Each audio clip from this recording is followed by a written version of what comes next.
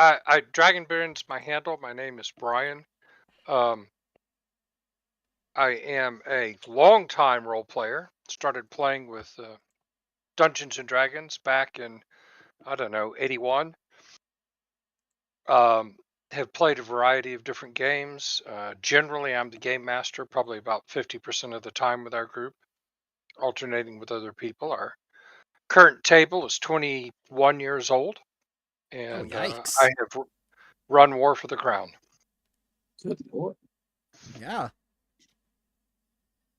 Well, bed shitting potential is high. Next.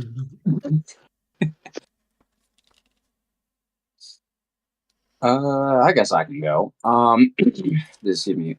Excuse me. The Discord name's Talden. Well, the Grand Talden. Though I'm more known on my online alias known as Jean.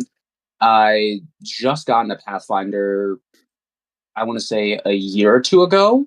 Okay. But I've been into tabletop ever since 2020, and I've racked up a history of being a player that needs to be watched, no, forgive me, looked after. Uh, all you need to know is I ended a war because I had a dumb idea and I thought it wouldn't work, and the DM said I'm a war hero, and they also said I'm a terrorist. Huh. Well, best of both worlds there. So, kind of like General Washington. Somewhat, but I don't think General Washington was responsible for a species of people nearly going extinct. Ah. Well, you didn't pull an Aerodin, so good on you. Never will.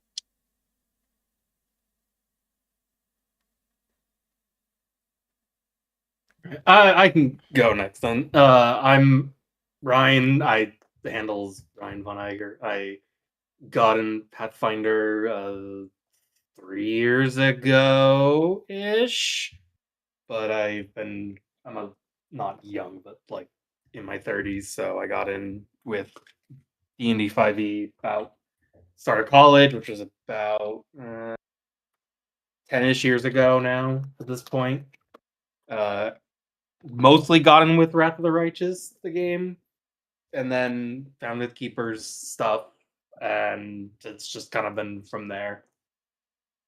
Now, I finally remember where I know your name from. I am Ferdinand von Ayer. Yes, that's Yes. where it's from. Yeah. Oh my god, that was his only voice line for the character, no matter what he did. He has plenty more. I just don't remember them off the top of No, my he head. doesn't.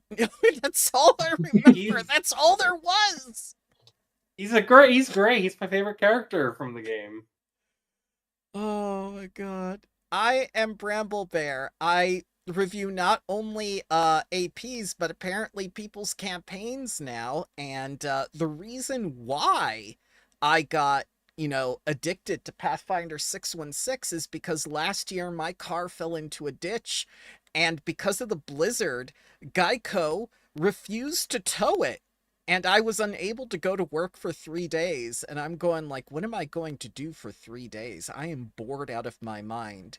This man is producing a one-man show recap of his campaign for War for the Crown. That seems like a good use of my time.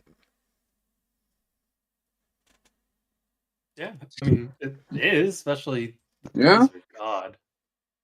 Yeah, but how many hours did we end up with for 40 episodes, about 40 minutes each? That's about 27 hours of campaign that we got produced by this man. Well, I have do most of my watching or listening to podcasts or watching things like this while I'm walking. Ah, yes, yes. Mm-hmm. So I was going to be walking anyway. And I'm always looking for hearing about how other people have run campaigns or done things as a game master, especially when I had run War for the Crown myself. It was fascinating to see both the differences, decisions that he made, especially with his depth of the lore Mm-hmm. understanding that I didn't have, plus how his table interacted with him. Mm-hmm. See, Yeah, and then for me, it's like he releases them almost always on Sunday, which is like I go to the store, so it's like in the morning listen to it, and then lunchtime finish it usually. mhm. So it's a good like morning kind of hey, nice wake up, almost new episode kind of thing. Yeah, I can say for me, I mostly listen to it like while I'm at work. Yeah, well, like while I'm at work. So it's honestly kind of just like a good thing to get immersed in while you're just going through the grinding hours of wanting to go home while still at work. Mm. Oh, very nice. For me, I listened to it while driving on the long trip as well, which allowed me to recap everything, which was very, very nice. I've been through it about 3 times now. And I think we all collectively struggled on Sir Goon Guizard's name, trying to remember this man. Because I mean, he was in book 2, and then he came back for book 5. Well, section 5, I guess would be the better way. But it was one conversation because he was in the battle. But then they spoke to him briefly. Yeah, but he's a Marius NPC, which means he's important. He is. So, I would like to start with a question, or would you like to start with the tier list? It's up to you, gentlemen. I'll let you decide. I'm fine with either or. From the question. Question? Okay, okay. So, the first question is it worth the 27 hours to watch if you're a new viewer now? Yes. Okay. Well, I need more than a yes. uh, I need to know why. Okay. Yeah, the reason I say yes is because I like the form in which how like myth presents it. Mhm. Because one thing I've noticed about him that I really haven't seen a lot of people do when they run modules, and then like they kind of either like narrate it like on their channel, like so on and so forth. They won't really like have like I mean, it's just the way that he does it and the way that he narrates it. It's almost like you're listening to like an audiobook of like sorts. Mhm. And it's just the way that the characters are played and the way that he presents them like the way that he presents them, essentially like when he's telling the story. It's almost like you're not even really listening to like a module. You're honestly just like listening to like a genuine like story formatted book that's like one of a kind. But also it's so like kind of like at the back of your head, you're like, oh yeah, no, like so many people have like played like a War for the Crown, but like this one in particular, like it sets itself apart because obviously like different players, different actions, and like different decisions. But like the way in which the characters act and the way that you like get to know the characters like as you see them go on the journey, it honestly just personally leaves me wanting more. Mhm. And which is why I'm going back through the War of the Crown series again for the 4th season. Oh wow. That was a much better than just a yes. Thank you, sir. That was fantastic. I tried to simplify it, but thank you. I definitely agree with that. The idea that it's put into a story. It's much like reading something like David Hackett Fisher's writing Paul Revere's Ride or Washington's Crossing, where the history is put into a story format. I also like at the end of each episode how he talks about the changes that he made Yes. Yes. and the Mm-hmm. decision making behind it. So again, right, I don't tend to like to watch live plays of other people playing games because I like to play my own games. Yeah. What again I really got out of this was ideas. Oh, that's interesting. What else might I do when I run future games? How might things look? What sort of changes I can make?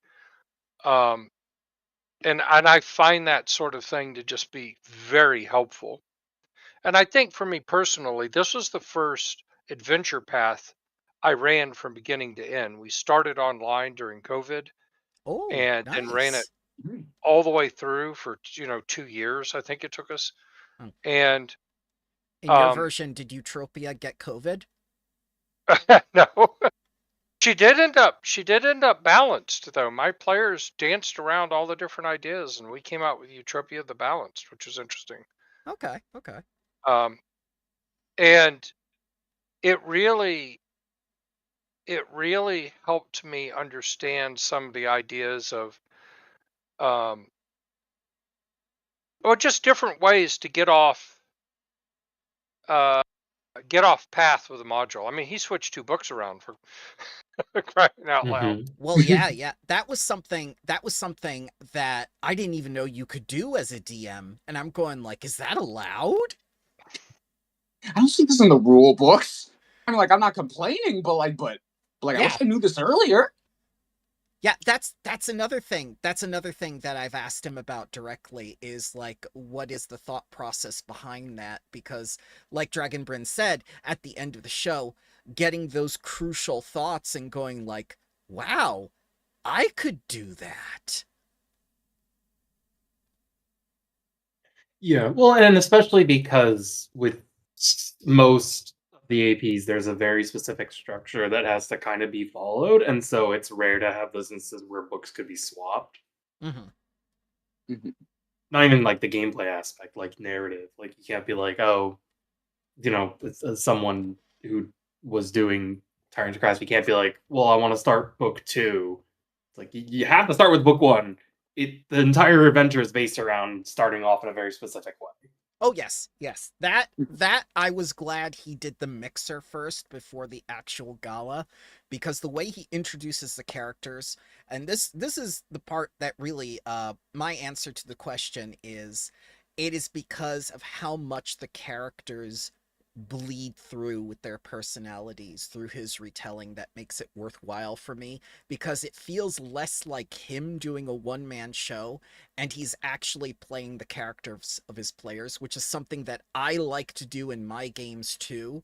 Whenever they get like an evil opposite or someone in opposition to them and they start to see themselves in the GM's mind's eye, and they go like, oh god, do I really act like that? So they got to see themselves played by him through the retelling if they watched it as well. Mm-hmm. Yeah, and it's interesting too because most um most kind of TTRPG content is either explaining mechanics, explaining lore, or it's live plays, and you don't get weird kind of middle spots of it is a form of a narrative recap, which is kind of what this is in a very broad sense. Yeah. So that's a unique approach that I have not seen done before, and it's for something that feels like the player's actions are represented in the narrative more than anything live could. Like in live plays, you can obviously see it, but like a recap doesn't really do that. Mm-hmm. It was also kind of fun to occasionally see through to the die roll. It's like, oh, that was a 1. Or that was a fail, or when the players would clearly come up with a plan, and then you would either see the execution be fantastic or a glorious disaster. Which I don't know for y'all, glorious disasters are some of the most memorable things that happen at the table. Like, Yeah. almost certainly. Like, I was sorry to cut you off, but I remember like there's this one time. I think it was like after. I think it was after like the players came to like the Bettany estate. And then I think it was I can't remember who it was. But they basically it was like they basically like, came across like this veteran, and then like he couldn't like really like get around well because like he was Yes. crippled because of the war. was one and of then the events so they on the summoned road. the spectral steed, and then someone called out and said, "Hey, so how long does a spectral steed spell last?" Oh, they get Oh, about like upwards junior of 2 hours. wizards. Yeah, they get junior wizards to write those scrolls, so they're only like level 1. Yeah, and then he hits the realization of, oh, Yeah. I know. He had the best intentions. Yeah. And that's what makes it so like like that's what makes it so good, because like if there's one thing like I've noticed that like I'll do is like that I'll do is that like I have good intentions behind my actions, but I don't think them all the way through. So then it kind of like it creates like a situation or like a kind of like a little encounter later, to where you're like, hey, remember that one time I like tried to help you? Yeah, I'm sorry. And then depending on like the outcome of like what happened as a result, it's either like really hilarious or it's kind of like one of those like moments where you're just like, I'm never gonna be able to live this down, are I? Yeah. Yeah. Well, It's Oh, go ahead.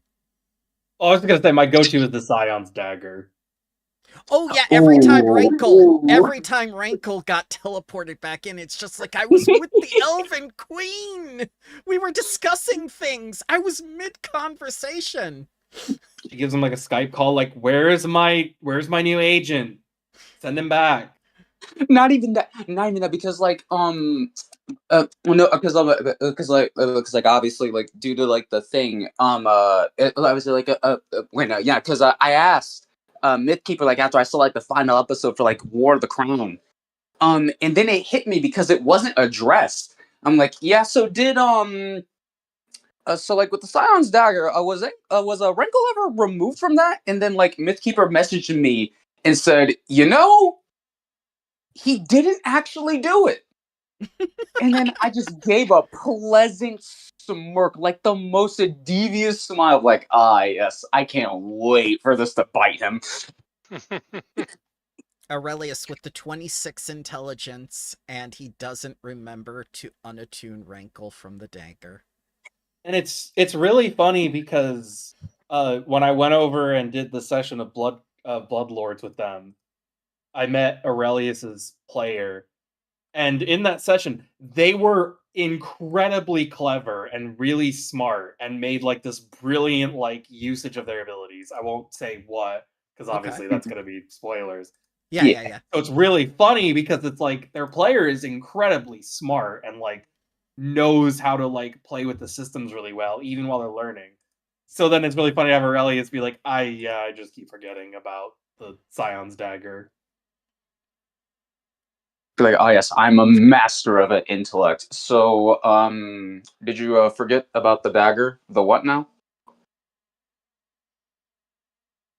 I will say this. The way they approached the ending with infiltrating the castle, they completely bypassed everything. The book relies so heavily with you going in through like the front door and bypassing all the guards and stuff.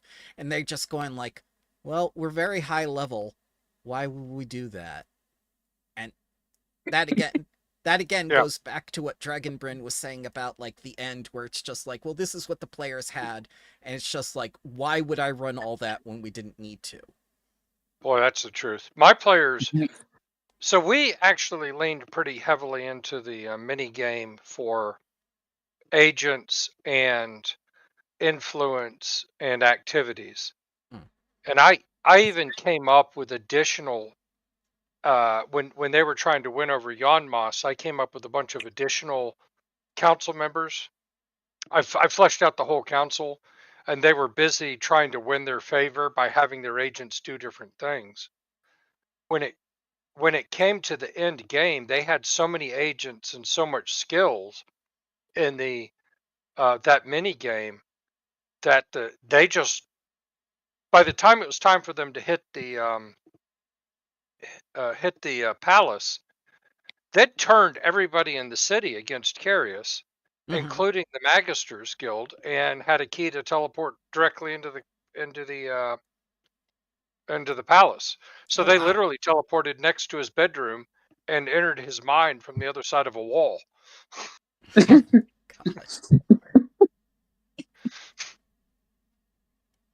If there's one thing I love when it's situations like this, it's not just like either like you being the player, like you either like doing these things or like you like being the DM and like you watching these things. You like really learn a lot about your players or like a lot about yourself if like you're given the tools to like approach things a certain way because it's just like because like it's a situation like okay well like you could do this but for some ungodly reason you decided to sit here infiltrate his mind and then use psychological warfare and then somehow got a better result than initially anticipated. Yeah. Oh, What is wrong with you? the thing I love most about role playing is the interaction between the game master and the players at the table, because the creative storytelling becomes something more powerful and broader and bigger than any one person would come up with. And Yes, the cooperative. the cooperative, a great example for War for the Crown is I decided when they went to Axis that I didn't want them teleporting back and forth willy-nilly. They were at a level that they could, but I wanted them stuck in Axis. And so I had said, well, there's something going on that's causing a barrier so you can't teleport in and out. And I thought it was the cult making it happen. One of my players said, Pharasma is ticked off and preventing travel back and forth. And I was like, oh, that's so much better. Of course, that's what's going on. And I actually had from the central spire on that plane a giant swirling storm just spinning out over all of the Eternal City. And it really racked up the tension, but that wasn't my idea. That was one of my players. Yeah. It's good that you would go with it like that, and that it would make sense within the narrative. I love things like that.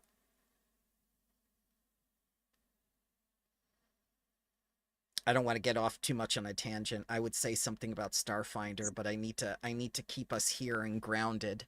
I do have a few more questions. Do you want to do the tier list now, or do you want me to ask another question? I'm fine with the tier list. Okay. Oh, you can do tier list. Okay. Yep. All right. So as agreed upon, Aerodin, it goes into F tier, and that is our first move. Why is he even here? He was religious reasons. Get him out of here. We have better gods. Religious and cults. We can make an Aerodin tier. That's easy. Yes. Okay, let's change this to Aerodin tier. There you go. It is done. And suddenly I hear heaven rejoicing. Now, Pharasma had to judge his soul, too. If that's what if he did, his soul did go, because who knows what's going on with that. Yeah, no, I mean, he actually got reincarnated into our world. I could see it. I mean, connected worlds, all that. Yeah. Alrighty.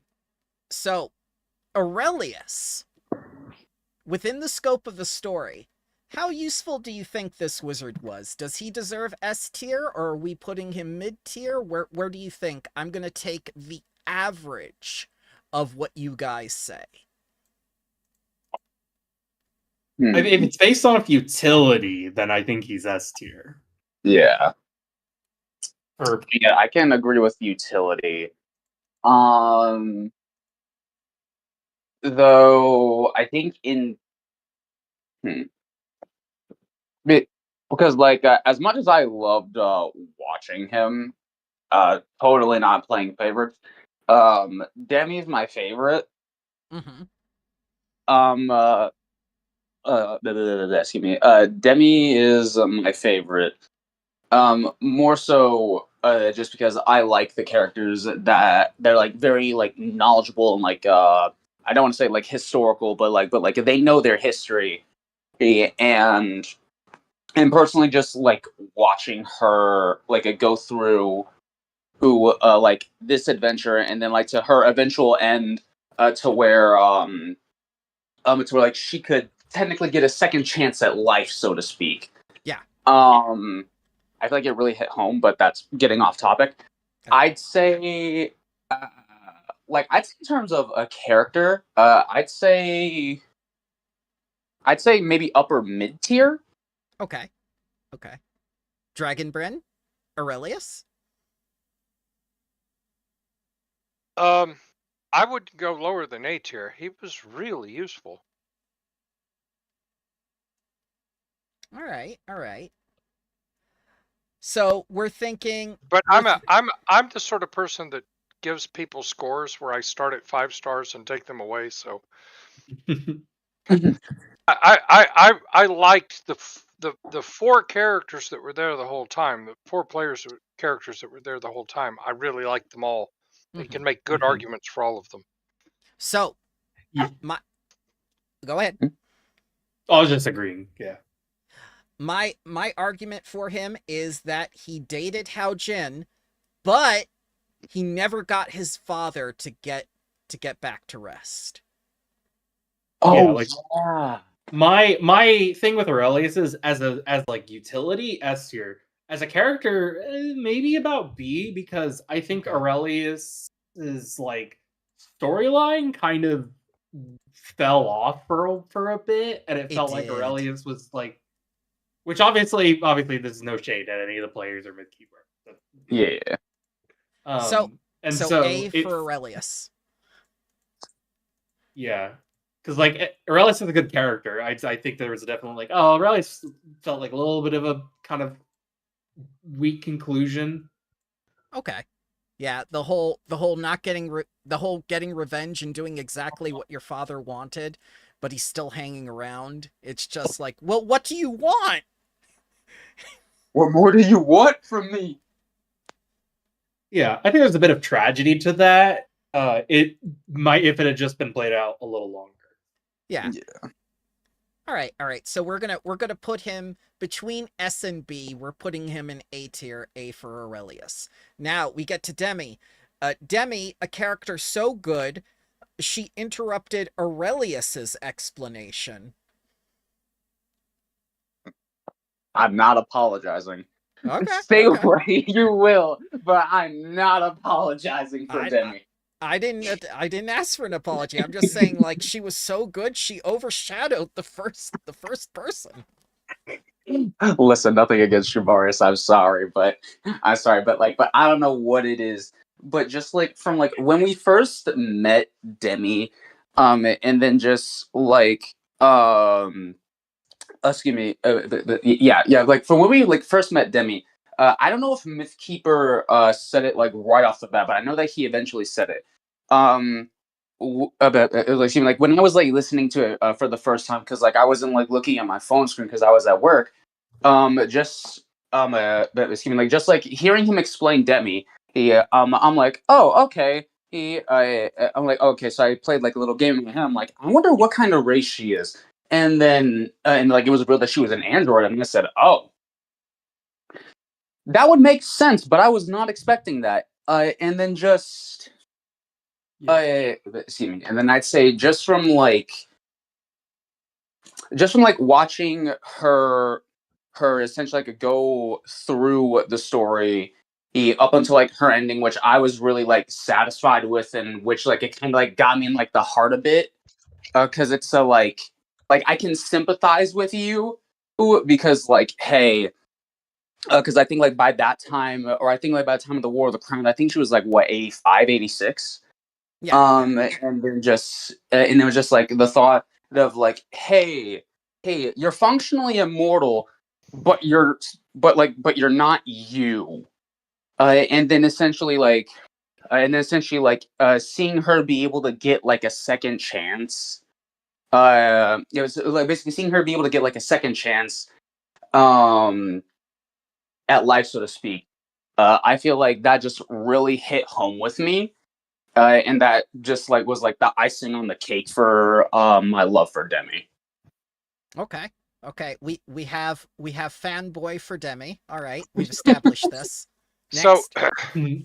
I'm actually going to come in at more B, and it's not the player's fault, but I have two big reasons for that. One is I have a problem with characters who have a ton of life experience, yet are somehow still level 1 at the beginning of the game.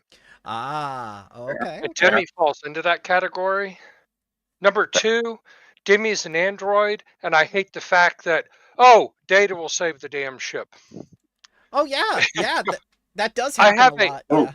I have a, not that that happened with Demi a bunch, but I have a predisposition to be unhappy with that in characters. Um, and so those are kind of, gosh, I guess I'm racist against androids, Oh my but god. He does but like clankers. yeah, but um, the more really the former. I always kind of struggle with your first level character. How are you only first level and you have all of this experience? And I think it's a problem with She's smurfing. D20 and leveling systems in general. Um, Traveler certainly doesn't have that problem, but Mhm. um, that the other thing is I found the characterization of her character. She just felt detached a lot of the time for me, Mm-hmm. and not as, I don't know, chummy and as part of the group as at least you saw with Diana, Aurelius, and Marius. Mm-hmm. Mm-hmm. Mhm. All right. Makes a little sense with that, yeah, because she is so different. Yeah, well, I mean, she's an android, so again, clearly I'm biased. Yeah, I'm leaning towards A or B mostly because I think like Demi's like I like her personality, like she's very smart. I think for me it's more interesting the moments where she gets a little too clever for her own good and ends up getting into situations she didn't think about. Like And that to lying me to is Bryce Regina. yeah, like that or and then the times where it's more impulsive, such as with the was it Lamia's, I think, in the with the with the Valley With Girl. Oh, the oh, Rashakas. The yeah, yeah, Rashakas. yeah, yeah, yeah, yeah, Jenny. yeah, the Yeah, Rashad. Jenny. Where it's like she's kind of running that like I'm gonna do this, I'm gonna do this, I'm gonna do this. Okay, this is working, and then runs with it. That to me is when she's at her most fun because she's like she's kind of trying to think of steps like as hastily as possible. Mm-hmm. But then she also has the with the interaction with Dyson where she learns more about herself, and I think that was one of the most creative Oh yeah, yeah. I love like that. sections. So And Bramble's it's about. Oh, go ahead. yeah. Oh, I was just gonna say, and it's difficult, yeah, because Demi being the wizened year-old android is like a little, it's one of those issues, but I think it's mostly okay because there's a bit of narrative disconnect between gameplay that it kind of has to go into it. Mm-hmm. Yeah. So Bramble's about to have a hot take that's about to blow your mind. Demi split from the party multiple times and never learned her lesson. True. She did, yeah. Yeah, and every time she got in trouble and needed to be rescued. Yeah. Yeah, I if I was to look at her character sheet, I feel like she would probably have like high intelligence, but like only okay wisdom. So I think All it right. kind of but makes sense. her- Sorry. Oh, no, go ahead. Like, all right, but in her defense, she is a bard, so you can't really be. All right. So I'm what I'm joking. hearing, what we're hearing is we have another A tier here. We have another A tier. No one has claimed S tier yet.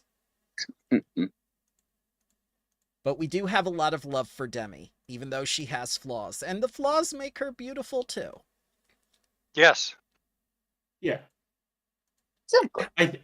A good thing with Demi is that if like another person was like of an extremely overly eccentric, like I don't know what like a Shuni for example in the party, Oh, dear then God. Demi would lose a lot of her Oh uniqueness. Lord. Yeah. Show needs. It's just sort of like the most random like ancestry that I could think of, and that was the first one that came to mind. All right, all right. How about Marius? Marius feels like our common man, and it feels like he started the whole campaign Yeah. in his bar. Who wants I to speak on Marius's I behalf? will speak on Marius's behalf because I feel in the TV series he has first billing. Mm-hmm. He is the person you can identify with. He's grounded. Frankly, all he really wants is to run his bar, and kind of gets caught up in these grand events. Um, he's instrumental in bringing a powerful alliance to the princess by the end of the series. Mm-hmm. And here's the thing: he's an half orc, and he's the unrelenting voice of wisdom and reason, and I feel like the moral anchor of the group. Mm-hmm. Okay. Okay, that's a lot of powerful things in Marius's favor. Where would you place him, Dragonbryn? Oh, S tier for sure. Okay, okay. I Let's see. like that. He was my favorite character from episode 1, and remained my favorite character throughout the entire uh, series. Okay, okay. Let's see what Yeah. the others have to say. Yeah, I could definitely agree with him on that because like just watching like Marius, because like watching like Marius, basically just to grow from like this guy who wants to like run this bar and then get like brought into like this whole situation, and it's honestly like due to like the disposition, quote unquote, of him basically just being an orc, uh, it honestly like for me like really made his story compelling. But what also kind of like really hit for me was when like what was basically like when like he was really like instrumental in like basically cementing alliances because if you remember correctly, I think it was like in season 2. I think it was like in season 2 when the party was dealing with the night swan, and then so essentially like the night swan, I believe it was the fae, had like basically asked him, so like, why do you care? Just seeing him be honest and like speaking from the heart, like it really hit me. And then it also got me reflecting on it because I'm in a similar situation in the Pathfinder game in which I'm a player in, because getting a little bit off topic, but I'm gonna bring it back. Because essentially because like our party right now is in it like it's basically in fantasy Britain. And the thing is that my character is a demigod, and essentially they basically want to become like a beacon of like hope, and like one of their domains is hope, and like they've honestly they have their flaws, so on and so forth. But what really I took away from that, and what kind of like set me down like a path in terms of like just dealing with the Fae because they don't like gods, so on and Yeah. so forth, and trying to convince them, is just be honest and like straight from the heart. Because watching Marius basically interact with the Night Swan, and just him being honest about like why like he wants to help, like why he cares so much, it honestly just made me realize that me and him are, like similar to like that regard, and like it's just like the need to want to help people. And I feel like watching and hearing his explanation, it's a noble and honest goal, which is like very admirable for essentially something like a half orc, and then especially being in Taldor of all places, where I think orcs are treated as second citizens. It isn't something you would normally expect from like based like from someone of like his disposition and let alone standing. So I feel like that's really one of the reasons why I personally say he's S tier, Okay. and why I will stand and metaphorically die on that hill. 2 S tiers. 2. We didn't even have that much for Demi. Ryan. Don't remind me. This make it 3 because he's my favorite character. He's been since day 1 S tier. He's the Okay. emotional heart of the group. I think if I remember right, he's the only person who opposed the idea of just letting carries die when they first found out. And he's like, well, why would we do that, guys? He was one of the only ones who was like, we should probably work with Zan initially.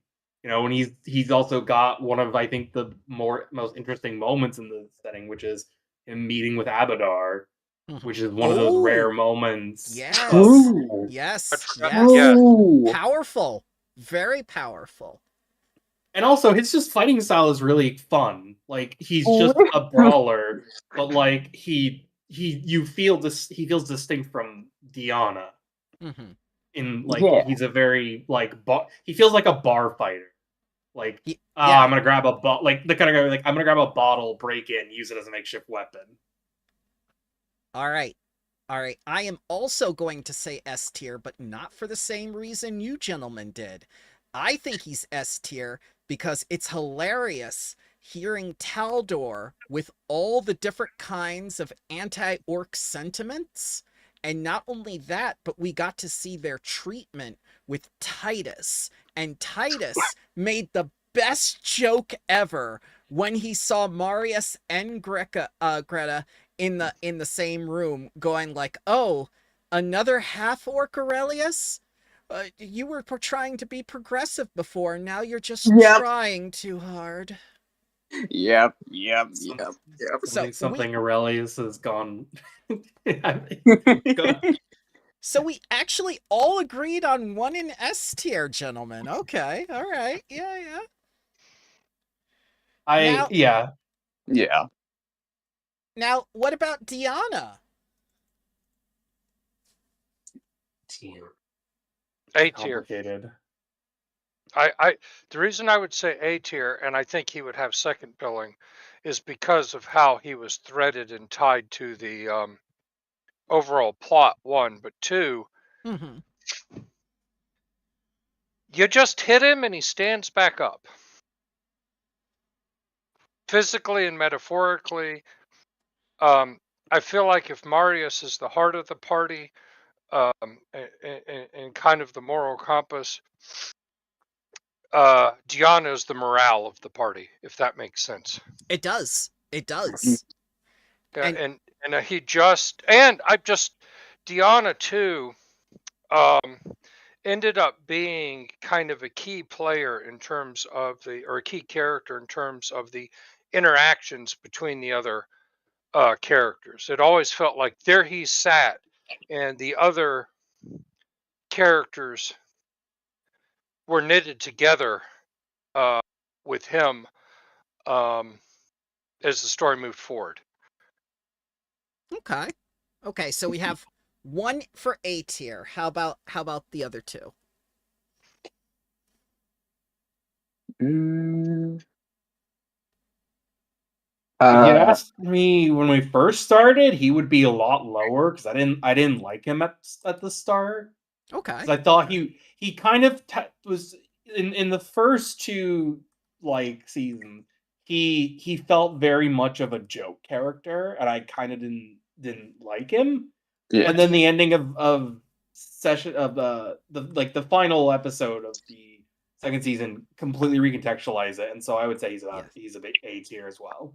You remember the comic that Mythkeeper posted, right? About the clown character with the pies and everything, and by episode 40, it was just like this super serious character and stuff. That's usually how it goes in sessions.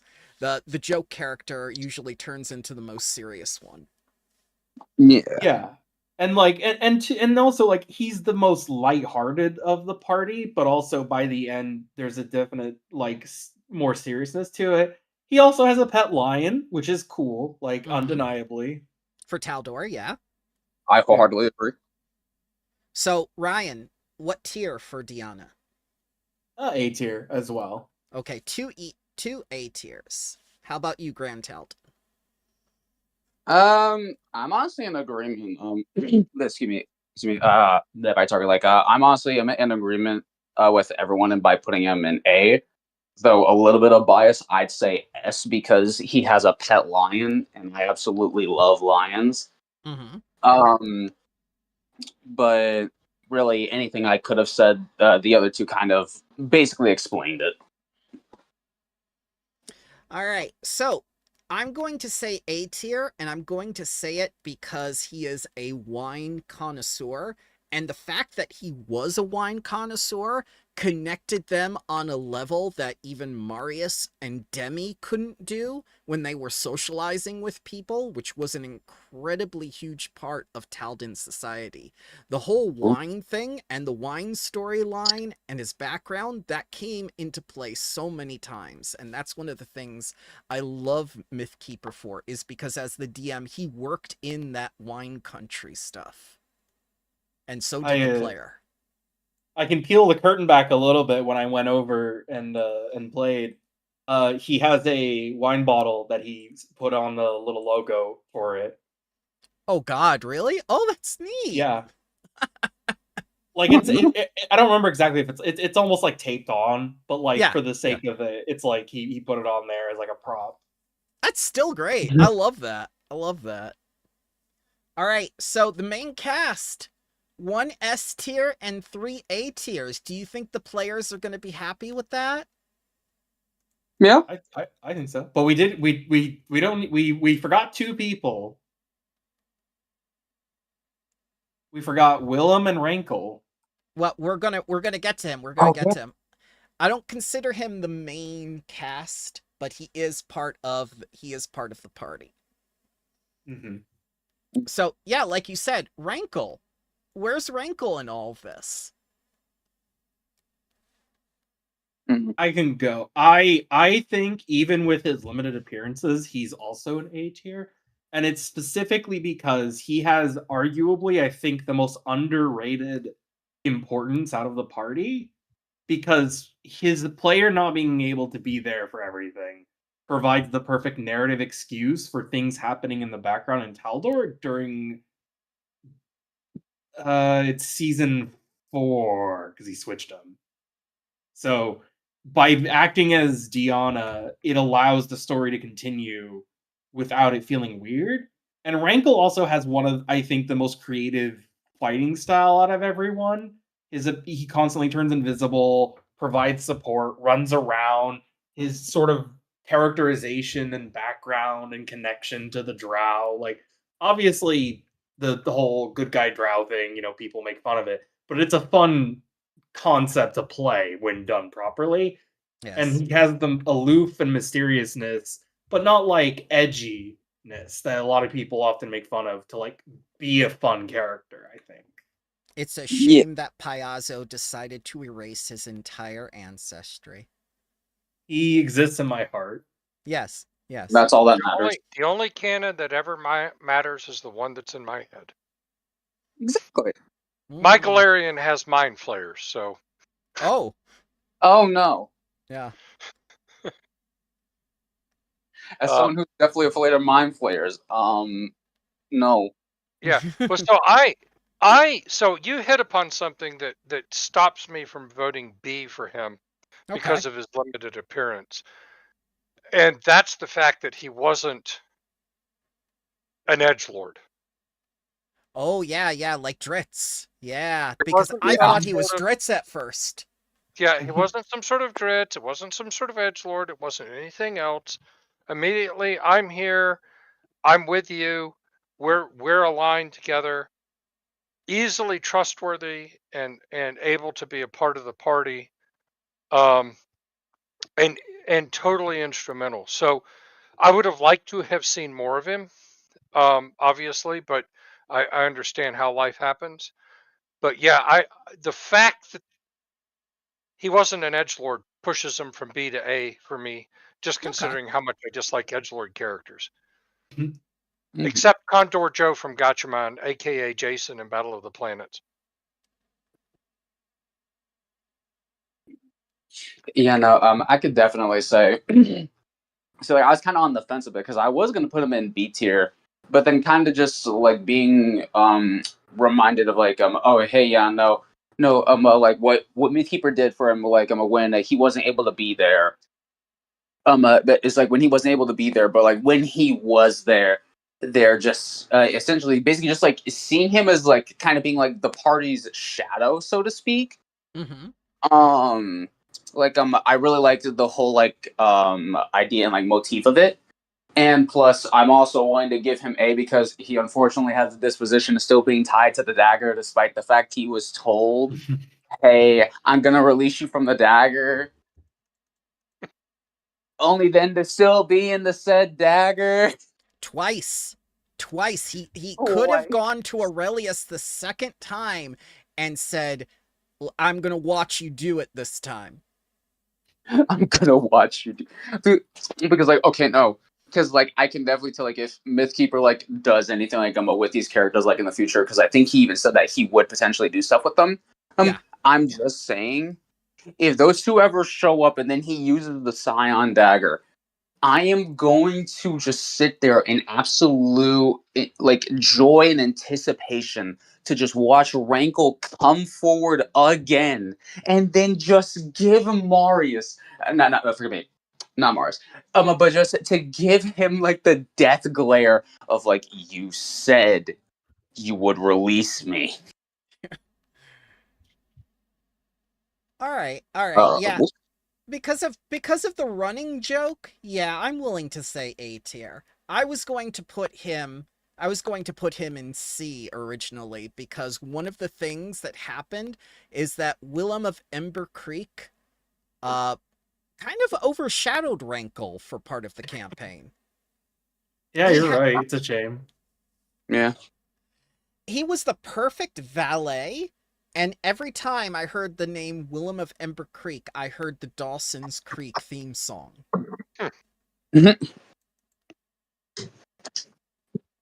All right, so I'm gonna put Willem of Ember Creek there because that's where I originally put him as the alter ego. All right, so now we get down to the nitty gritty. How about let's see, Bartleby Lotheed, or would you rather do the Grand Strategos next and Eutropia? Mm.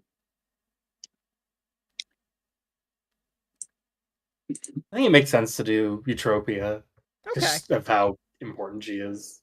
Mm. so with Eutropia, do you feel like she was portrayed as a, you know, a decent character and whatnot as an NPC, or did you feel like she was in the background far too often? Um, I'd say I'd say I'm fine with excuse me, I'd say I'm fine with how like she's portrayed in terms of the story and how like myth dealt with her. Because I mean like yeah, sure, like she's like the princess, but she doesn't need to be like the center of like the story, like so to speak. Like because I really feel like it should obviously, focus on the characters. And I like how Myth handled that and handled her. And I could also definitely say I also liked how the players interacted with her and how their actions really shaped the ruler she was going to be. Because if I remember correctly, she's now known as Eutropia the Reformer. Um, and and as someone who also seeks to be a reformer, also someone who seeks to be a reformer for her empire in the Pathfinder campaign. Yeah, no, I could definitely say that I relate to like some of like the ideas in like to Eutropia to a certain point. Okay, so where would you put Eutropia? S, A, B, C, D, E, Aerodin? I have a far like actually I know like but the Aridans here shouldn't even be considered when addressing Eutropia.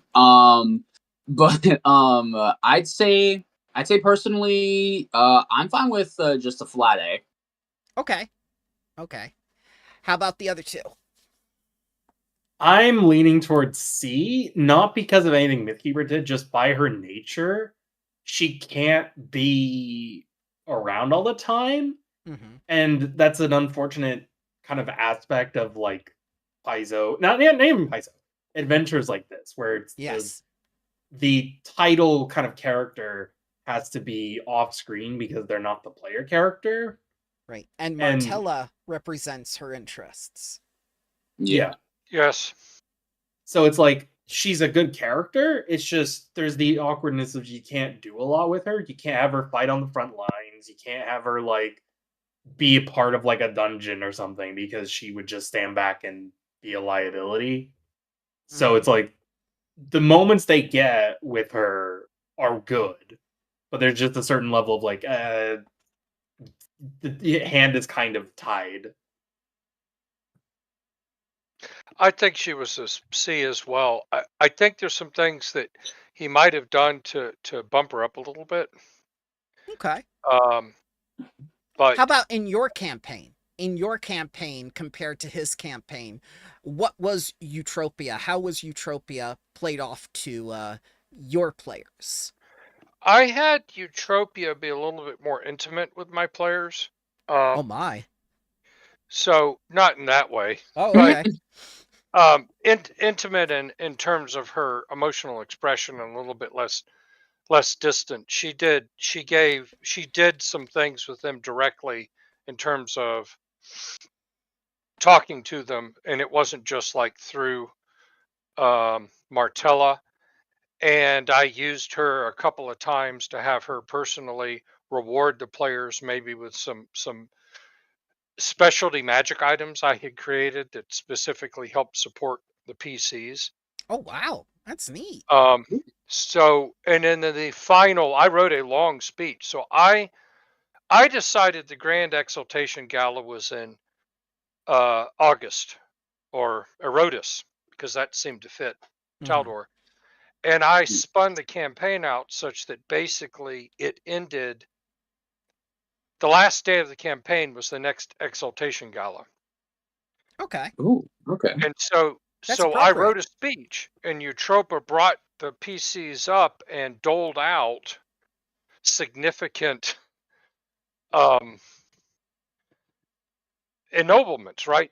Elevations Yes. of people. What my kind of my main character, Kavian, whose father was killed by the Grand Strategos, ended up himself being the Grand Strategos. One of the other characters leads the Reform Party in the Senate as Grand Duchess of the Kazun province. So, like, three of my players ended up Grand Dukes or Grand Duchesses, and other people were dukes. And our cleric took over the cleric of Iomede, took over the Respected. Basilica of the Last Man to transform it to a Basilica of the Inheritor.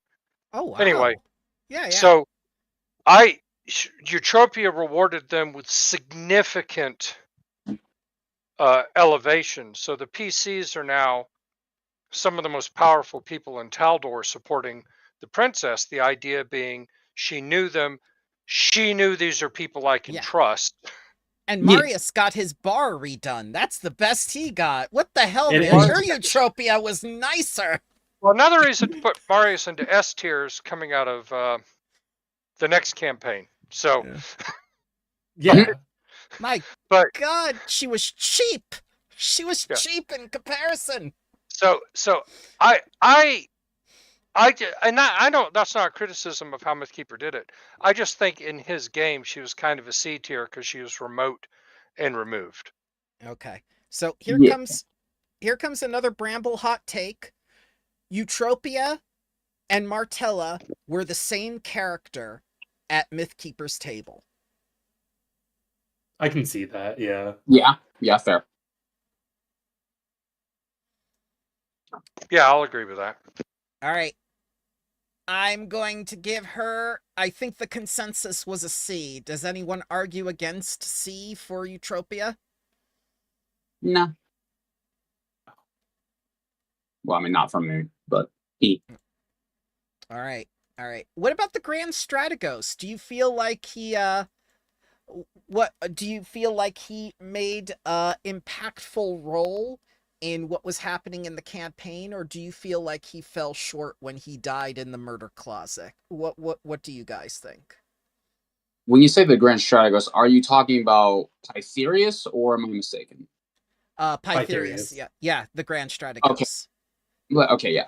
I'd say as a character, um, excuse me. I'd say as a character, more so even as a villain.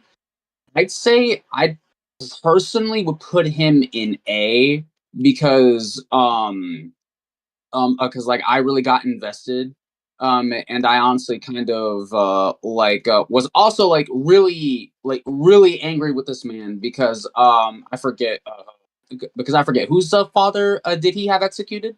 Aurelius' father. Aurelius. But, like, okay, I know he had Aurelius' father executed. And it was just like the way that Aurelius presented it, and essentially the way that like it happened. And then for me personally, from like a moral standpoint, that is like one of the worst things you could do due to like a excuse me, you could do to like a human being in general, because you're basically just killing a defenseless man, especially on like trumped up charges, like so on and so forth. So like personally, I feel like in terms of like his deeds as like an evil person, I'd say like, oh yeah, no, like put him in like A or S, or even like as a villain. Uh, but but but also I don't think I'm alone in this. He was honestly just kind of there sometimes. Of like the whole oh hey, I know, like he's just there, like he's like the big bad guy that like we gotta go kill. And I really can't recall any other like notable details that like Myth did with him, because my memory's not that great.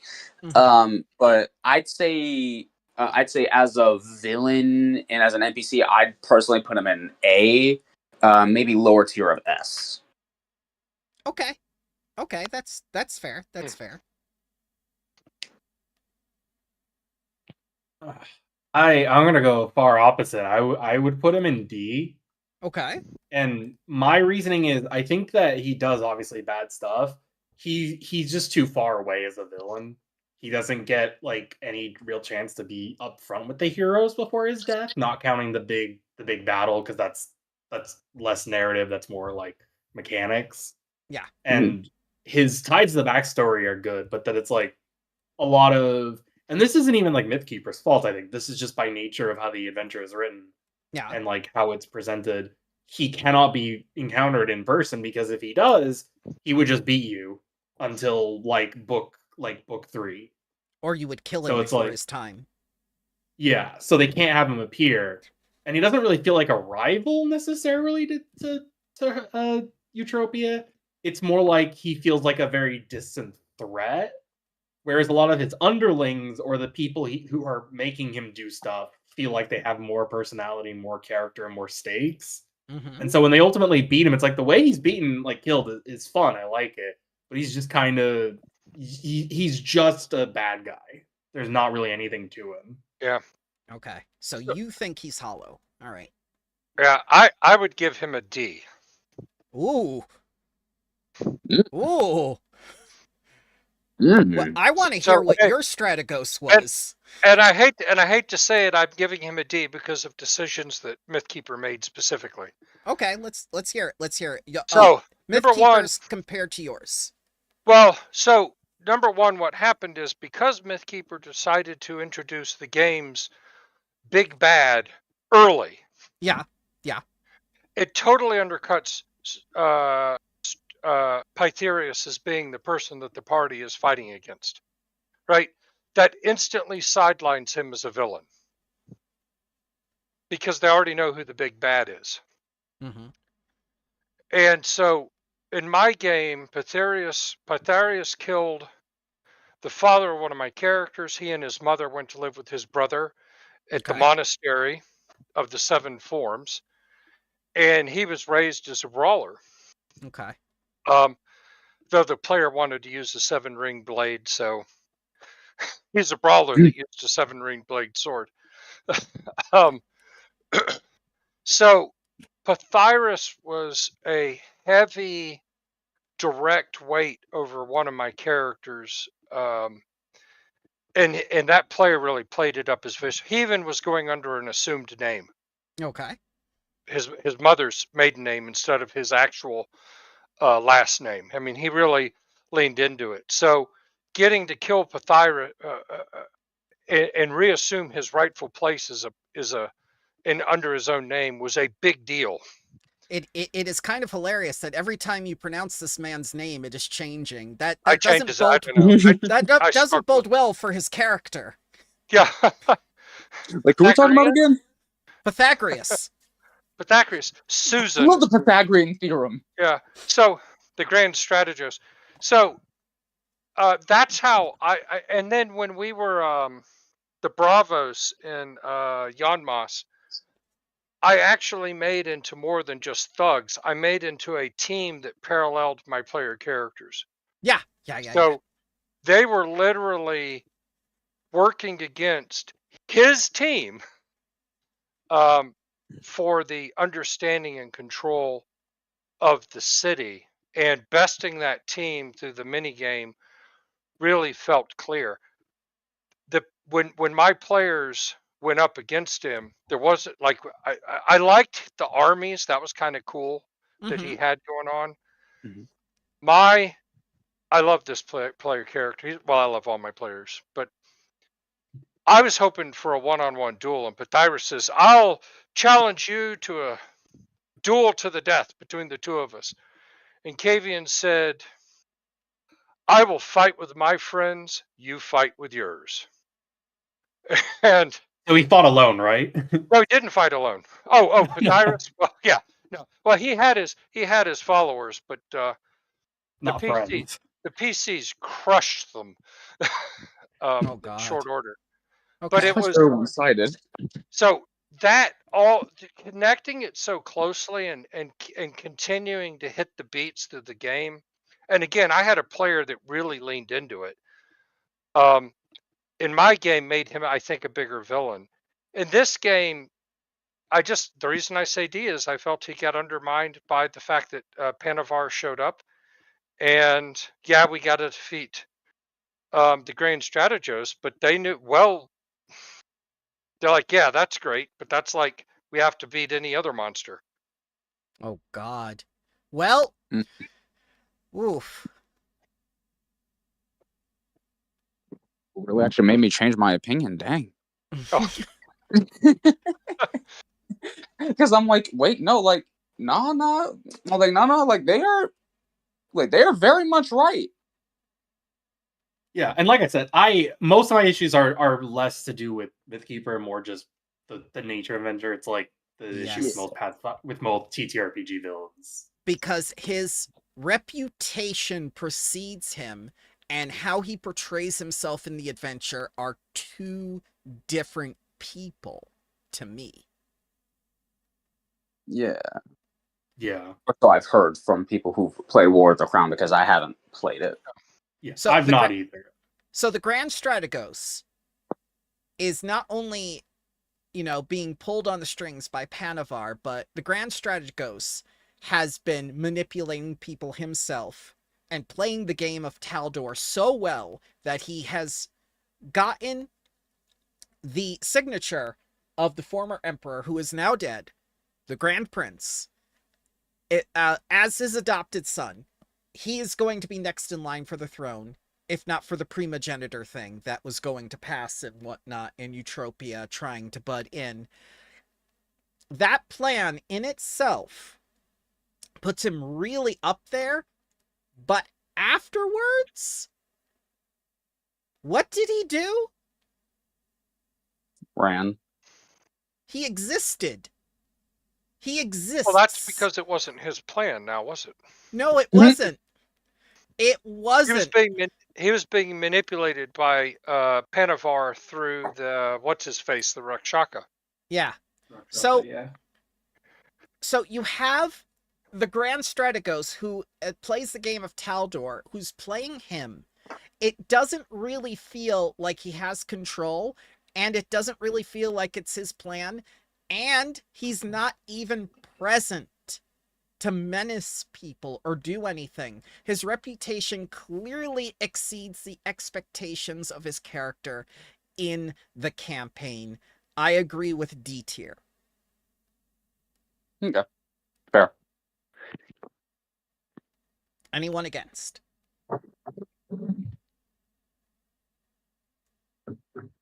Okay. All right. How about let's do a good guy. NL Oakleaf. Our druid. The smelly druid. Anna Oakleaf. I don't know if she's sorry, I don't know why that's so funny. I think she's a B tier. Okay. Mostly because she has a unique like background and kind of utility to the party, and she's part of the B team. So, you know, she's part of team 2, so B for B team. Mhm. You know, jokes aside though, I enjoyed that she feels like an outsider who naturally fits. Because she's a druid. I see what you see. I see what you did there. Naturally fits. Yes, very, very subtle. It wasn't meant to be a pun, but I'll take it. And also, like, if I remember, she dies briefly and then gets brought back. Or am I thinking of the? No, you're Lion thinking Blade? you're thinking of the soldier, not the lion blade, the soldier lady, the soldier lady. Galliandra. Yeah, Galliandra. Yeah. Yeah. Okay. Who one person in the comments was standing her and going like, "You killed my favorite character," and I'm going like, "Who? Who are you talking about? I Who is yeah, Galandra? I think Beats here. Like she brings up some good aspects from the setting, like kind of good background character, but not like amazing. Yeah, kind of like not anything outstanding, like anything the not necessarily write home about, but But Yeah. you're putting her above Eutropia at B tier. And that's Well, because she appears more and does more on screen. Hey, I would And I give her, don't. I would give her a C because I barely remember her. Okay. Okay, so 1B, 1C. Grand Talden, are you going to break it? if I remember correctly, she is but no, not a citizen of Taldor, but she is a Taldan, yes. She is a warden of Wildwood. The Verdurn Forest is considered a protectorate of Taldor because to them it's a big forest, but to the Verdurn Forest, they are their own country who has dealings with Taldor. So they have two different perspectives of how they see each other. Okay. So due to the fact that she's Taldan, she's above C tier. Okay. All right. That's the reasoning. I'll accept it. She's above C tier. No, but jokes aside. I'd honestly personally agree in putting her in B. While I don't remember her much, there's like something in like the deep recesses of my mind that's just like, yeah, no, like I know you. I liked something about you. I don't know what it was, but there was something about you I liked, and it wasn't the fact that you're Talon, I swear. Okay. What was it because Demi gave her the pep talk about men will like you more if you bathe? I completely forgot about that. No. Okay. So Bramble thinks that she is a warden of Wildwood, but she's competent and she chose to stay away from the other druids of Warden of Wildwood. I'm going to go with B tier as well. I say B tier. 3 that makes 3 for B tier, 1 for C tier, I believe. Well, I'm not going to argue. Yeah. B is fine. Okay. Well, like, and also just to go off of the record, as the Grand Taldan Pytherius, I denounce him as Taldan, therefore he is no longer Taldan. Okay, so this man lost his citizenship. He's a traitor. Indeed. Okay. Send him to Cheliax. Resurrect him and Oh God. Better than going to Andoran. He might get voted back into office. You know what? You know what, for extra measure, just throw him in Geb. Actually, wait, no, hold on. Then he'll never Yeah, no, don't die. do that. Then he'll never like, die. like, yeah, no, never mind. Don't do that. He'll become the Ross Perot of Talden's. He'll never finish. Alrighty then. I guess I'm gonna have to go meet excuse me, what's her name? Like, she's like one of the recent Bloodlords in the Bloodlord module. You know, I'm gonna go work with her to put him down. Okay. Okay. So, all right, let's do a villain now. How about Bartleby Lothede? What did you think of Bartleby? Hmm. If I remember correctly, Bartleby was the one that got ousted through the vote of no confidence. Yes. Correct. Yeah, Correct. book 2's main Okay. antagonist. He is a count. Okay. Yeah. I honestly, I'd say maybe C. Because like realistically, like the most at least I can remember from him was he was kind of like a trophy. He was kind of like a Eutropia in essence of the fact that he was there. Well, actually, wait, no. Well, I shouldn't have framed me. It would be better to say that he was. Excuse me. It would be better to say that he was like the Grand Strategos, where like he was there and you heard about what he did, Mm-hmm. but it's like rather like how like he was handled in the story, um which like I gotta give it to like the player characters were just like ousting him through a vote of no confidence, and I really like how like they went like through like the other barons like get him ousted. I feel like he was just kind of like he was kind of like a stepping stool, like so to speak, kind of just like there to be like dealt with and discarded so that the players could continue. There really wasn't anything notable to write home about him. Okay. Okay. I think C makes sense too. I think that he's kind of there's a certain almost likability to him a little bit because he's kind of charismatic. There's a bit of friendliness to him, but like he's not good at his job. And it's interesting because he's kind of an interesting villain in that it's his lack of action that is the cause of most of the problems in book 2.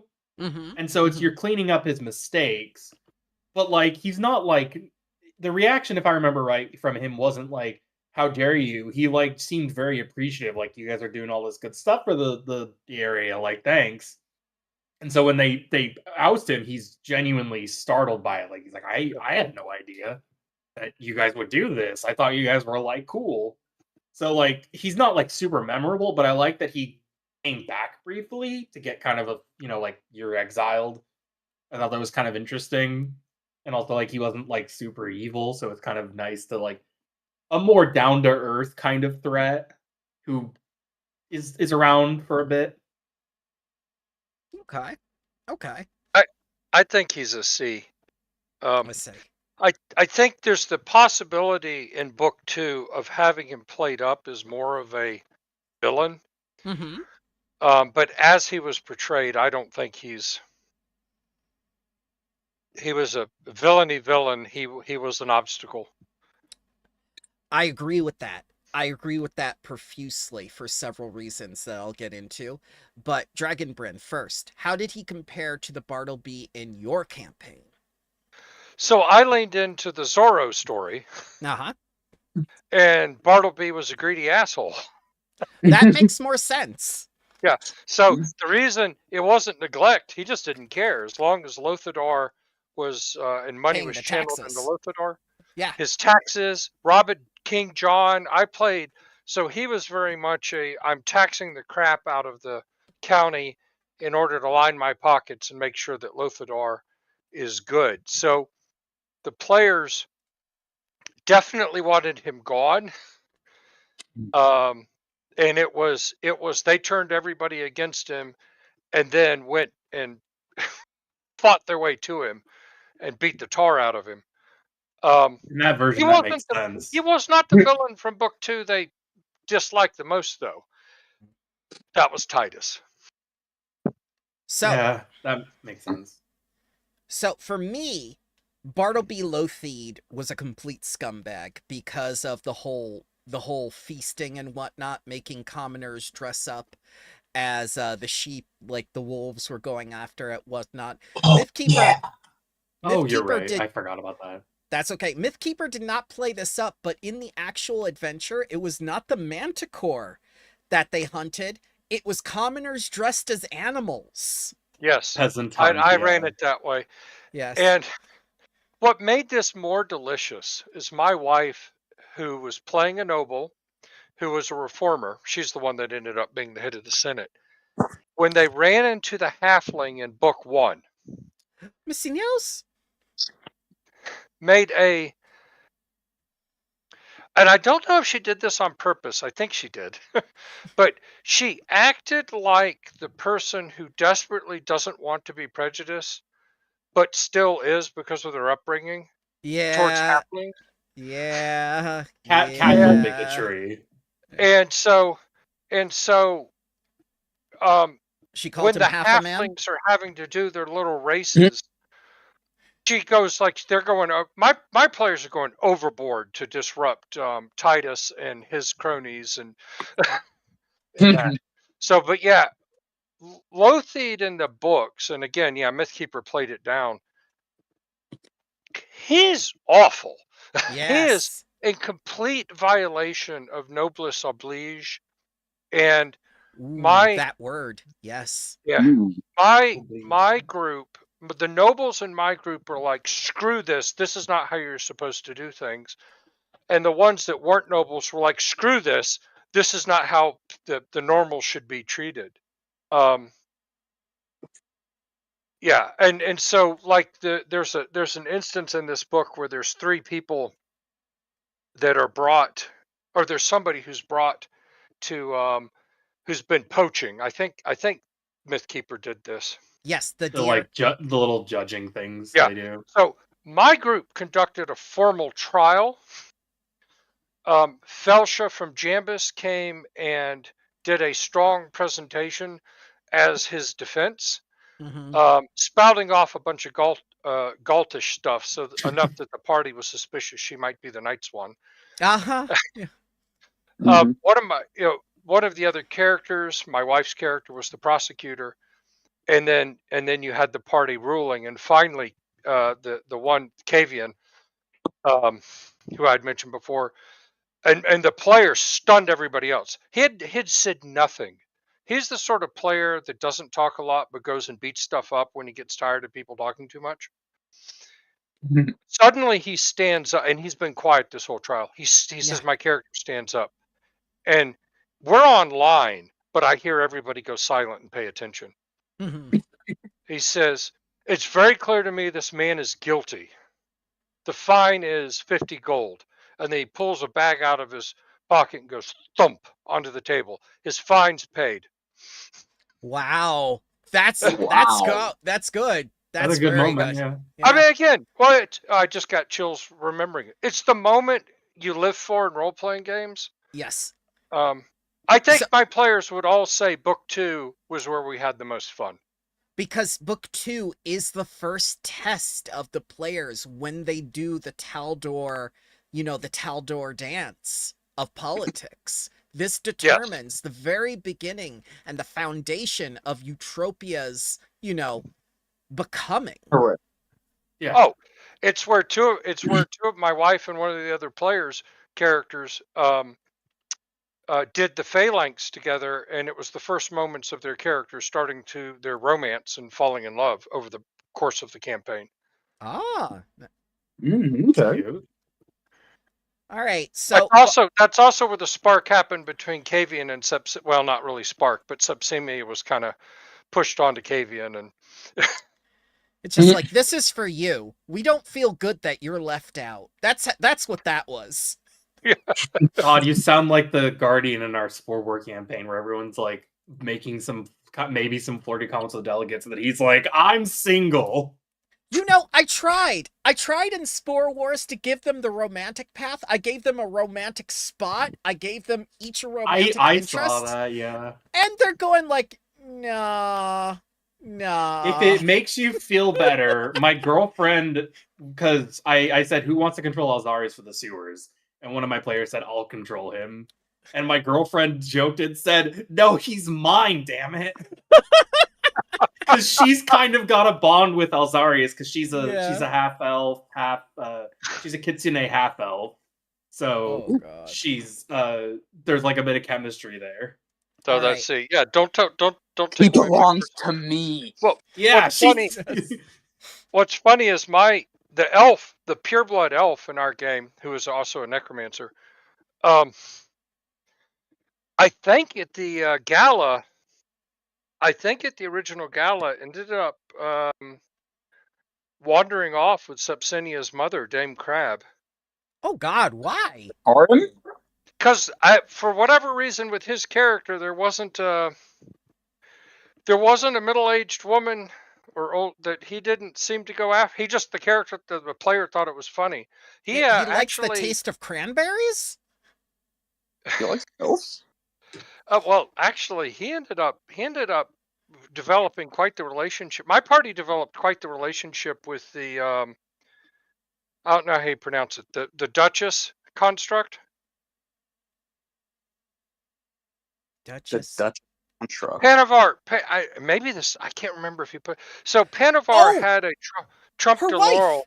The wife, Yeah, the wife. Yeah, the senile one. Yeah, I remember. So she in the book. She's in the book. She's a construct. Oh. She's a painting that can come to life. Oh yeah. Okay, yeah. Oh, I And didn't know she's that. just she's highly intrusive. I really played her up as this highly intrusive character. The first time they're planning a party, she takes it over and plans it for them.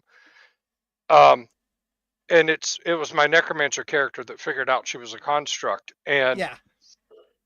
there were actually paintings that had been gifted by the Lofeed family to every Oh, that's place neat. that she could Yeah. transit between. So Oh. the players ultimately turned her on the promise that they would help her gain an actual soul. And she became became one of their allies on the promise that they would help her get a soul and retrieve her painting so that she couldn't be destroyed.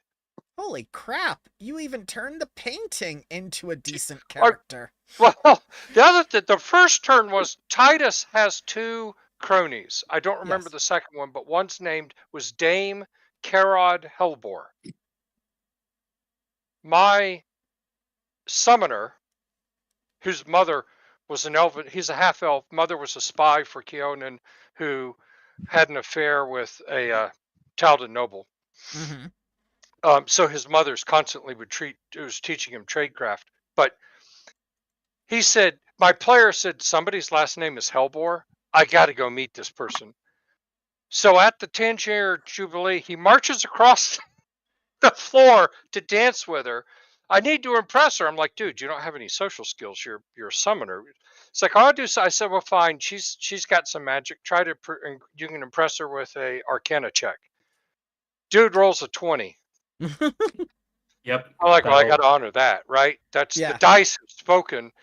And he subverted one of Titus's flunkies. Okay. So I agree with Bartleby as C tier, but not because of how he's portrayed in the module, but because Mythkeeper decided to downplay how much of an asshole he really is. He had the potential to go farther. One of the things I think Bartleby can actually do is directly confront them with all of his guards at the Palace of Birdsong and just force a fight if he believes that they're out to get him. Like, there were several points that Gul Gwazarn and Bartleby Lotheed were extremely doubtful of the party. Yes. Okay, so Sepsinia. Someone mentioned Sepsinia. Let's do Sepsinia. Oh, this one's tough because I feel like she's C, because I think her initial start is really good. Like her little, like, she's in a state of depression, and then the twist with it where it's like it's like basically a monster causing it. She's like not actually that, she's not depressed by choice. Mm-hmm. And her kind of recovering was good. And her involvement with the Diana at the Palace of Birdsong, I think, was really fun. I think the only issue I had was I think she kind of felt a little too tag along kid character esque a little bit. Yeah. And I think part of that is like if she feels like a character that like if a player wanted to, she could journey with them long term as like an ally and go through character arc. But obviously she can't because she's not a player character. Yeah. Yeah.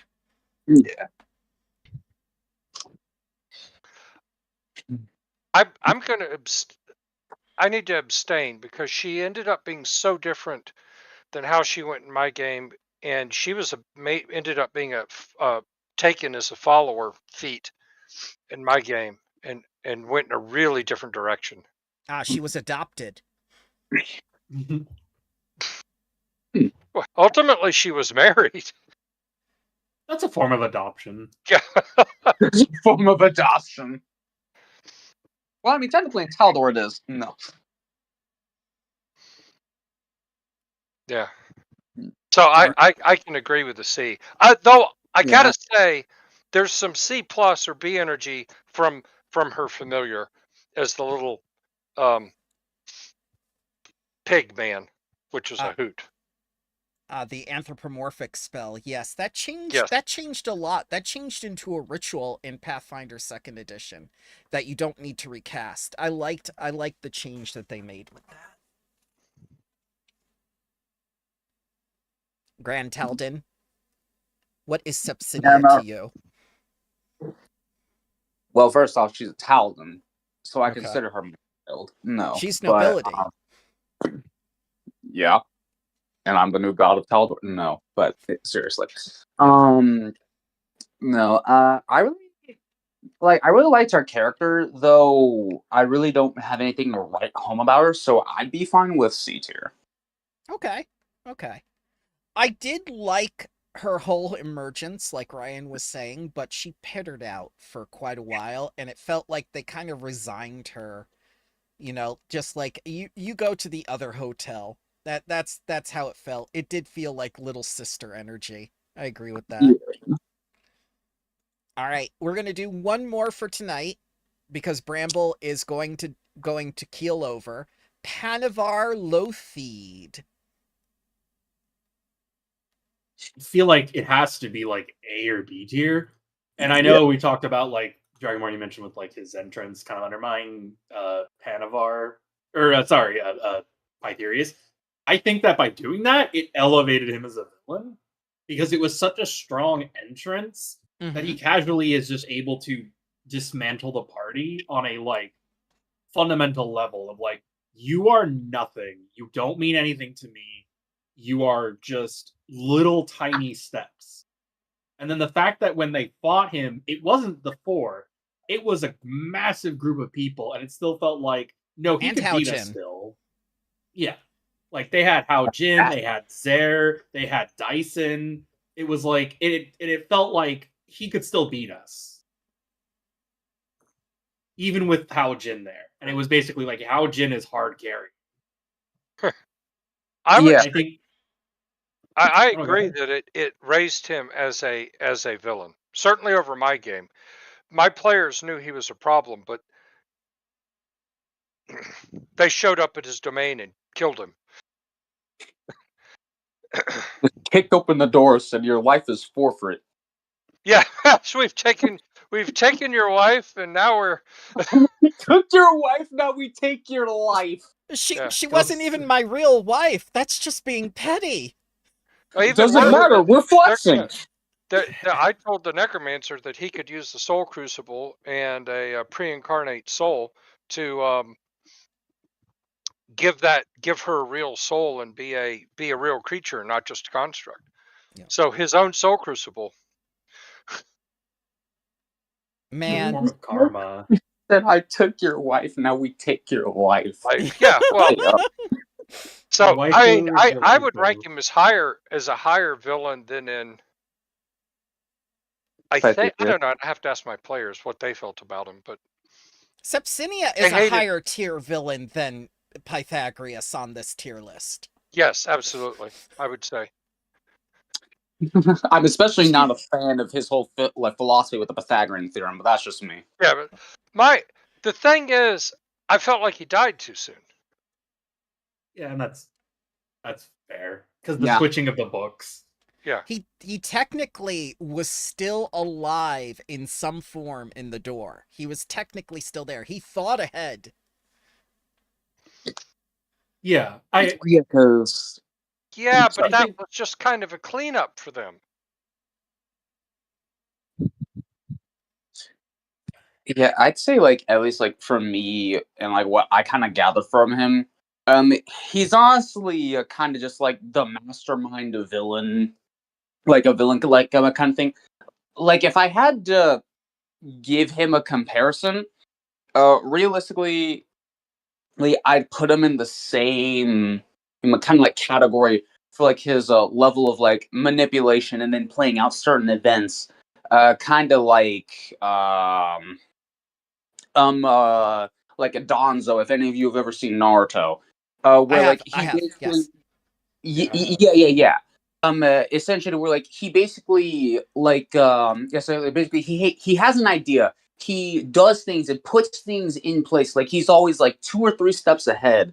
But unlike Donzo, he can actually sit here and then back up like the persona that he gives off. Because it's honestly kind of just like it was stated earlier about like, oh hey, yeah, no, like you were literally nothing to me. Like a situation to where he's honestly just like looking at like the players, at least like from my view, and is like honestly looking at the players from like my view, who point and is just saying like, hey, yeah, no, you're only alive because I allow it. Yeah. That feels like Orochimaru to me more than Donzo.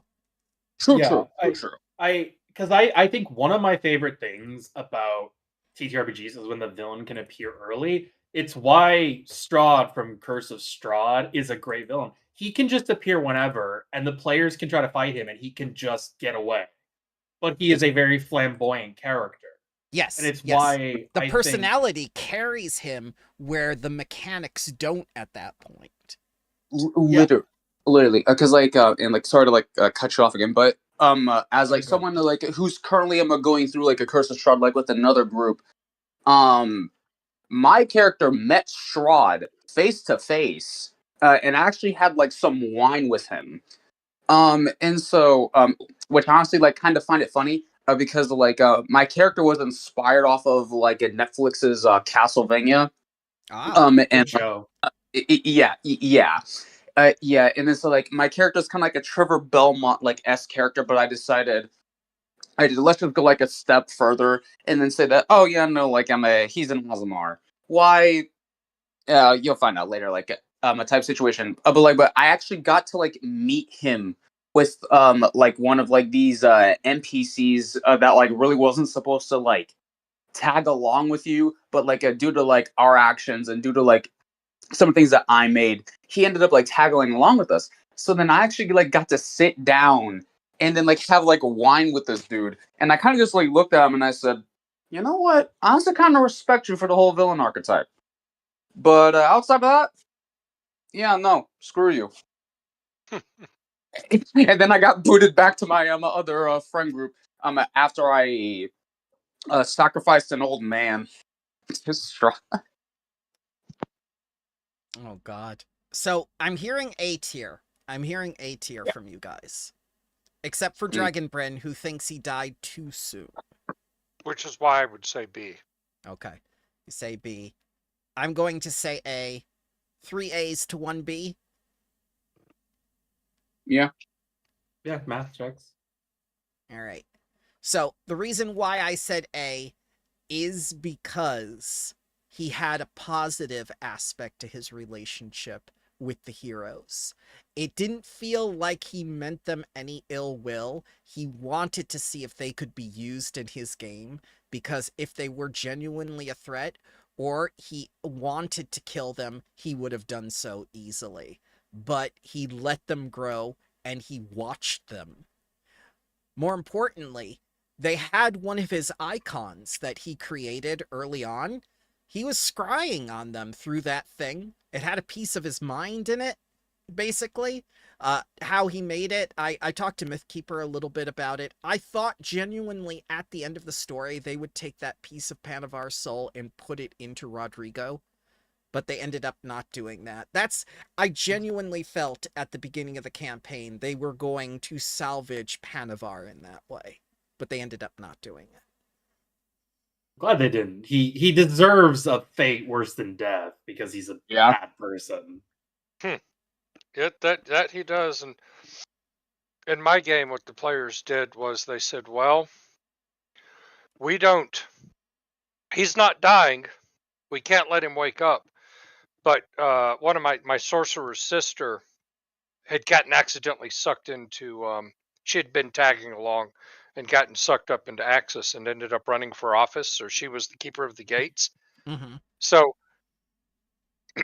they took him to Axis and said, could you deliver this to the Spire? Don't let him wake up.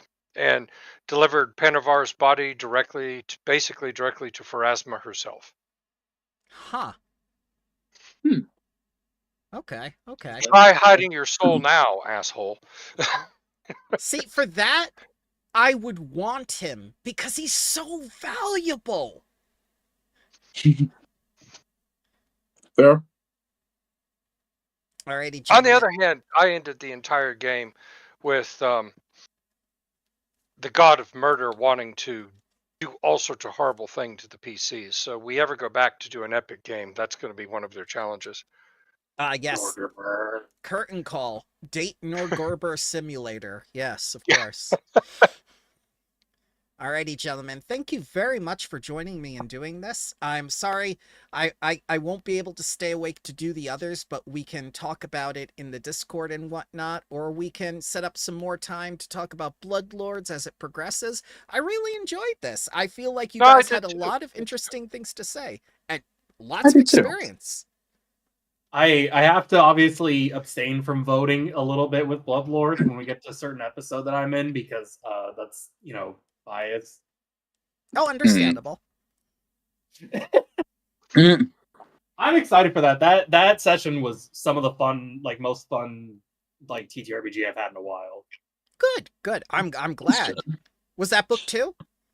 It was book 2, yeah. Yeah, I think I know what point you were at. My concern with Bloodlords is I'm playing in the game right now, and we're on book 4. And I'm like, oh crap! I was to the GM. We need to get finished. Get back into we need to be finished before we catch up. But our party is all evil, and I'm immensely enjoying playing a lawful evil character. It's like the evil version of me. It's all wrath, follow the rules, or you must be punished. Yeah. See, my group was the same way. They were evil. But as they put it, I like that we're evil, and we're not cringe evil. Yeah. Though, one of our players was raised as a cook in a ghoul household, and he is, in fact, a serial killer. Yeah, our ghoul was a Galtish revolutionary that was basically an assassin. So, but, yeah, that tracks. Oh, he's not a ghoul. He's human yet. We're working on him. Oh, okay. Okay. Where's he at? Alrighty, gentlemen. So we're. Oh, go ahead. All right. Thank you so much. This was a lot of fun. It's always fun to talk my great hobby.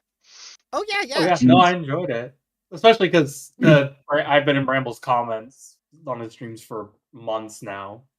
I do appreciate it. You've given my Spore War players a lot to think about. They both love and hate you. Why? What have I done to deserve such animosity and love?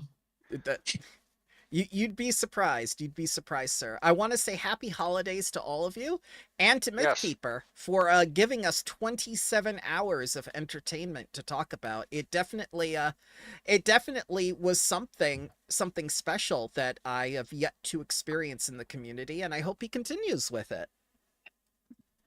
Yeah, no, I liked it a lot. It's a good. It's something that I think Paizo needs to do. Is It sort of is. adventure recaps. Yeah. Especially when Feel everything the- they do has a canonical ending and they don't bother to tell us that. It's all in-house. Yeah, I think it's the novelty of having an adventure that has a sort of not pre-written, but like outlined storyline for it that players can watch and feel the events of is good. Well, and again, it's highly instructive if you're going as a game master, you're going to run it yourself. Mm-hmm. Like I very much have enjoyed some of the watching. I'm running Secrets of the Ancients and Traveler right now, Mm-hmm. and watching Seth Sorkowski's overview game diary is very helpful. Oh, that's an idea. Oh, I could do this in the Yes. episode. Yes. So I think this sort of thing is just really useful for game masters and players. But here's some ideas. What can I bring if I'm a player? Oh, that's an idea. Let me talk to my game master about that. It's. And I know it's a work of love for him, and he's done a lot to make it happen. But yeah, I really appreciate it. Alrighty, guys. I am fading. Have a wonderful holiday, and thank you very much You for too. this evening. No, All right. Very night, All everyone. right.